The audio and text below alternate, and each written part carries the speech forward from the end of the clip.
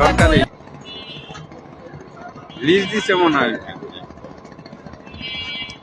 একবারে একটা ব্লকে দেখছি আর কি, একটা ব্লকে দেখছি। সরকারি ডিউটি দিছে।